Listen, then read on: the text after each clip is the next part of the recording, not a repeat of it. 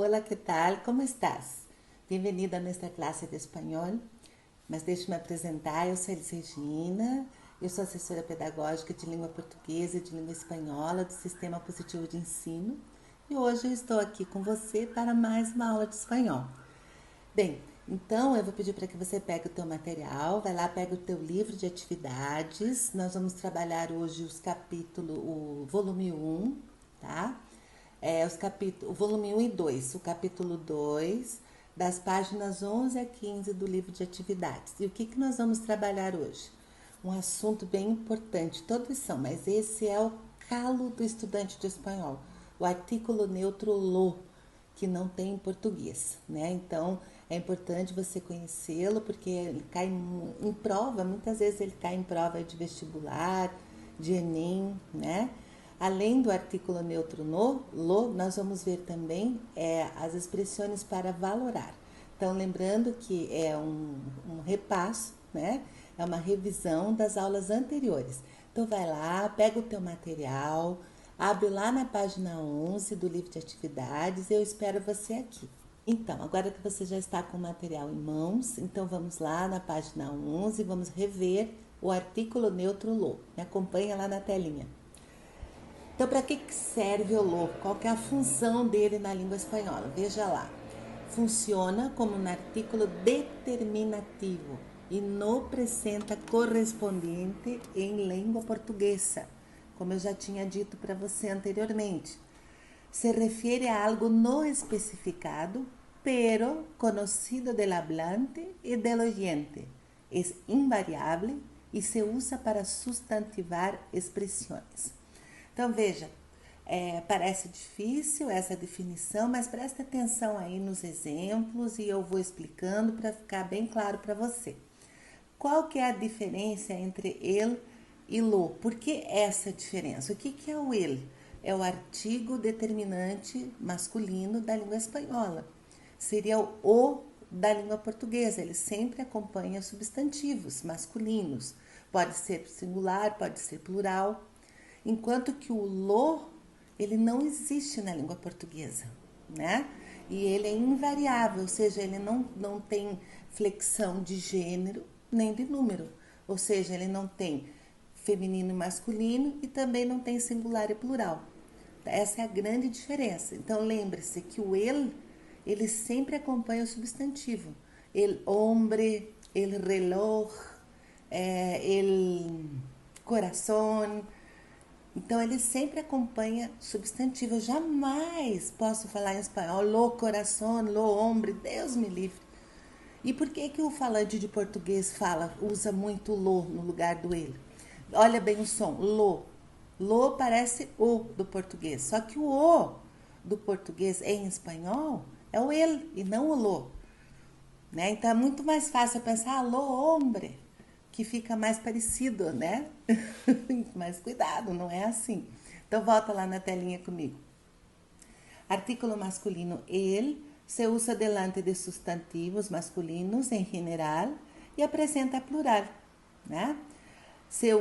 O neutro lo se usa para substantivar advérbios, adjetivos, particípios e para formar orações com o pronome relativo que e é invariável. Então veja lá, quando está ali para substantivar adjetivos, advérbios e particípios, ou seja, então o lo sempre vai diante de particípios, advérbios e adjetivos, né? Lembra o que é o particípio? É quando o verbo fica, por exemplo, comido, estudiado, hablado, esse que termina em ido, em ado, é o particípio. Os adjetivos você conhece, né? Que qualificam o substantivo. E os advérbios você também já conhece, que nós temos aí advérbio de modo, de tempo, de lugar, de quantidade. Então, o lo acompanha essas três categorias, tá? Então, não pode ir diante do substantivo. Mas qual que é a função do lo? Que coisa doida, ele substantiva essas classes, o advérbio, o particípio e o adjetivo. Essa é a ideia. Então, para você entender melhor, me acompanhe ali. Algumas expressões com o artículo neutro lo faltou um U ali no neutro, né? Então, lo bonito. Bonito é um adjetivo, então vai o lo na frente. Lo más temprano. Então, o más é um advérbio. Lo de hoy. Lo que te dije. Aí ele tá com um pronome relativo. Lo malo. Lo bueno. Então, você veja, ele sempre está diante de um advérbio ou de um adjetivo ou de um particípio, né? Mas aí para frente, ainda aqui nessa aula, vocês vão fazer algumas atividades e aí vocês vão poder entender muito melhor. Mas uma coisa que tem que enfiar aí nessa cabeça, não pode deixar de... Não pode usar o lo diante de substantivo. Lembre que quem acompanha o substantivo é o el, que corresponde ao artigo o da língua portuguesa. Tá? Então não faça confusão por causa do som alô, parece o o, mas não é. Tá bom? Então bastante atenção aí. Então agora me acompanhe na próxima telinha, você vai conhecer, ou melhor, você já conhece. Nós vamos rever algumas expressões para valorar. Tá? O que são as expressões para valorar? Quando você quer expressar a sua opinião sobre algum tema, tá bom? Então você já vai ter um vocabulário bem extenso. Quando você quiser discutir algum assunto, você já conhece as expressões em espanhol. Então me acompanha lá na telinha, na página 12. Expressões para valorar. Então nós temos aí para valorar positivamente algo, né? Quando eu quero achar legal, quando eu gosto e quero dar uma opinião positiva a respeito de algum tema. Eu posso usar as expressões es fantástico, es maravilloso, es inolvidable, me gustó mucho, me lo pasé fenomenal, me encantó, sin igual. O inolvidável significa inesquecível, uma situação que fica para sempre na minha cabeça, né? Me lo passei fenomenal, eu passei fenomenal, para mim foi fantástico, fenomenal. E para valorar negativamente, quais são as expressões? Olha lá. Vaya, fatal, decepción, no me gustó mucho, es horrible, muy malo. E para valorar ou juzgar ideias, ou seja, para valorar ou fazer julgar ideias, nós podemos usar as seguintes expressões. A mim me parece lógico que, ou então, a mim me parece fatal que. Lembra que o fatal em espanhol quer dizer assim algo horrível, péssimo, terrível, né? Estou seguríssimo de que, ou seja, tenho a certeza, né? Estou muito certo disso. Es malo, es increíble, es normal que, es una lástima que, es una suerte que. Então, essas expressões você já conhecia de aulas anteriores. Então, hoje nós fizemos uma revisão. Essas expressões nós utilizamos quando vamos debater algum assunto ou quando vamos dar uma opinião. Então, é importante que você as conheça, tá bom? Então, agora eu vou deixar para você fazer duas atividades. Você tem ali a atividade 4 da página 14 e a atividade 7 da página 15. Então, eu vou dar um tempo para você vai dar uma pausa aí no vídeo, vai fazer a atividade, tá? E depois você volta comigo para a gente fazer juntos a correção. Então, dá uma pausa aí e volta comigo. Então, conseguiu fazer a atividade da página 14? Então, vamos à correção? Me acompanha lá na telinha. 4. Completa as seguintes frases com os artículos lo ou el, segundo seja adequado. A frase A, veja que você já tem aí o gabarito, nós completamos com o lo. Todo lo que te digo te entra por uma oreja e te sale por la outra, José. Então, por que eu usei o o aí? Vejam, o lo, ele sempre é utilizado para se referir a ideias, em conceitos, ações, e geralmente a gente desconhece, né, essas ações, tá? Então, por isso o uso do lo. O que foi dito? Não sei. Então, todo lo que te digo, né? Então, ele está se referindo a algo maior, que eu desconheço, tá? Vamos à segunda. Aí você veja que são frases aí, né? Expressões idiomáticas. Letra B, el que se foi a Sevilha perdeu sua silla. Veja, aquele que foi para Sevilha perdeu a sua cadeira. É igual a gente tem quem foi a Portugal perdeu o lugar, né? Então veja, por que o ele que e não o lo que? Porque eu estou falando agora o el que a gente usa para evitar a repetição do substantivo, né? E ele pode ter um valor especificativo também. Nesse caso é um valor especificativo, ou seja, esse homem que foi a Sevilha perdeu a cadeira dele, né? Então eu estou especificando que é esse que foi a Sevilha. Então ele que, tá bom?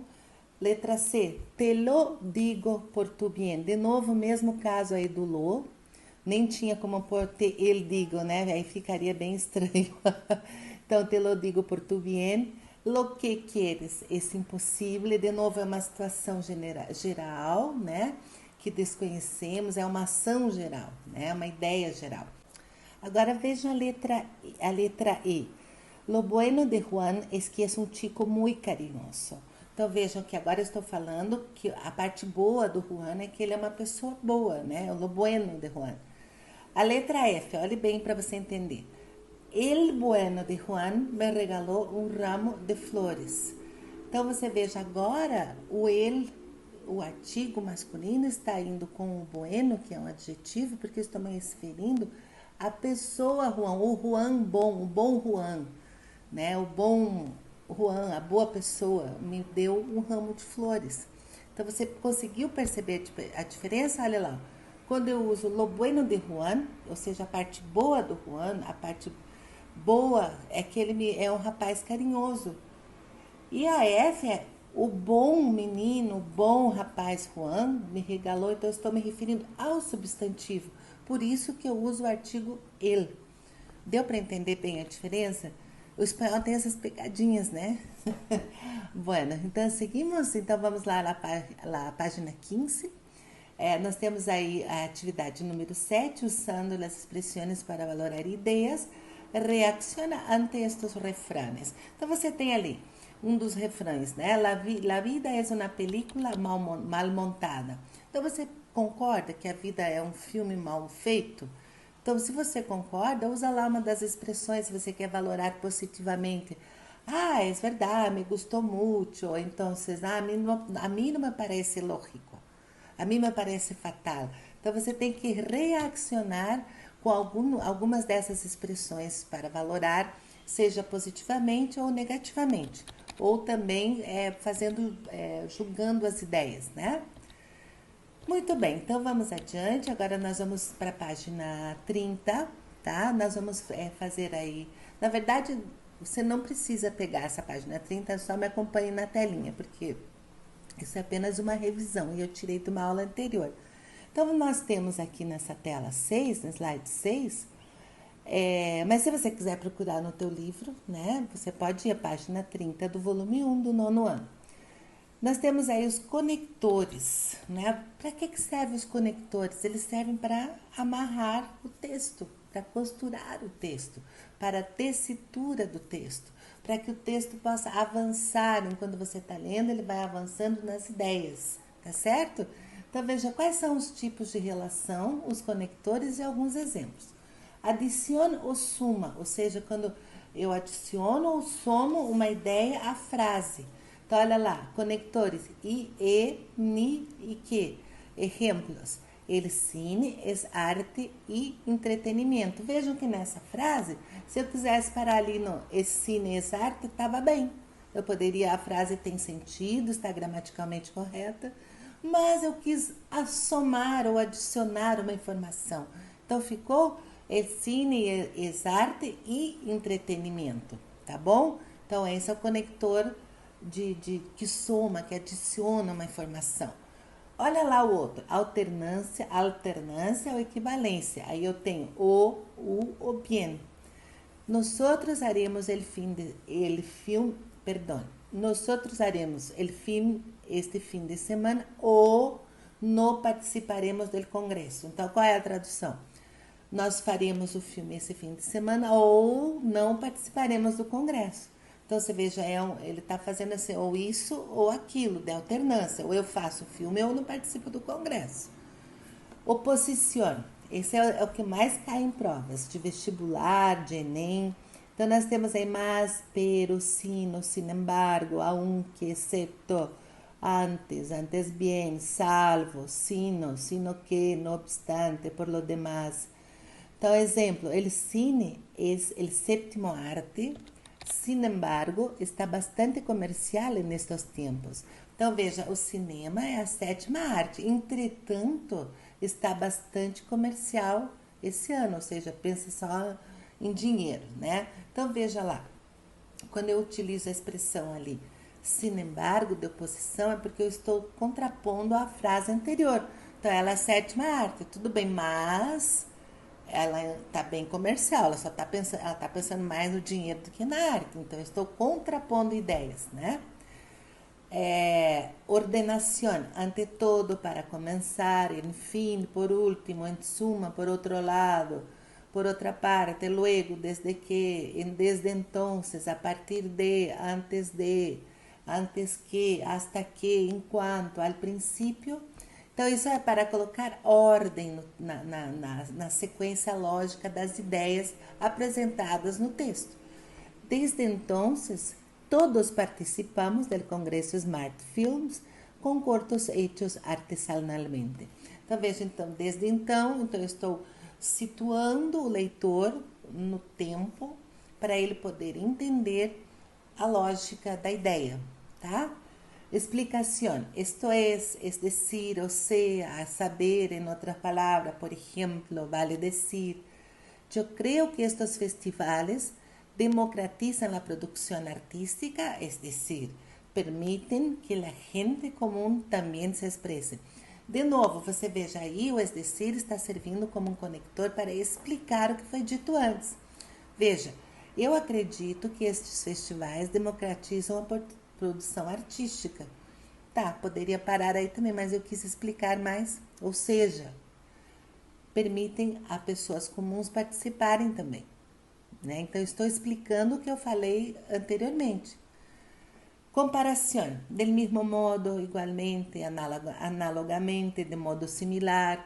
Exemplo, del mismo modo, há outros festivais que buscam acercar a produção fílmica das comunidades. Então, da mesma maneira, do mesmo modo, há outros festivais que buscam se aproximar da produção fílmica das comunidades, né? Então, estou da mesma maneira, do mesmo modo que eu estou comparando as coisas, tá?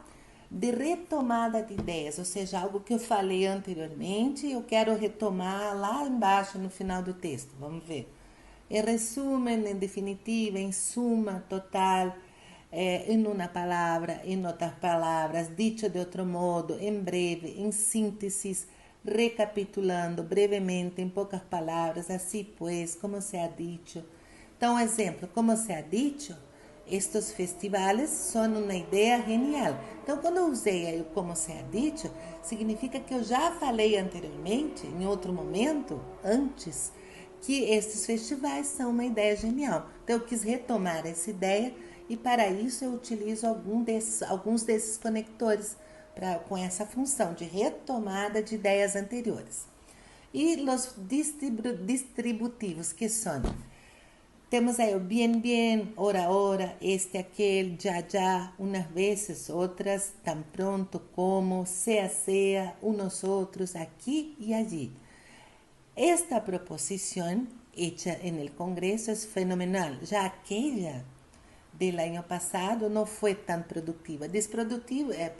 Distributiva, por quê? Porque ela localiza aqui e ali, em algum momento, né? Ela distribui as ações. Por isso o nome distributivo. Então, não é difícil, né?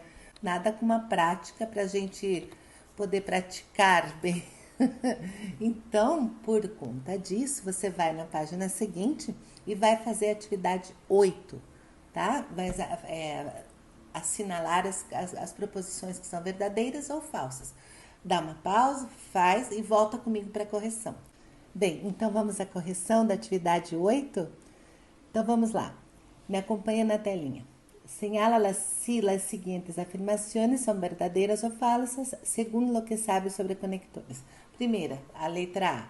Um texto que não esteja composto por conectores nunca poderá ser um texto coeso. Mentira. Claro que pode.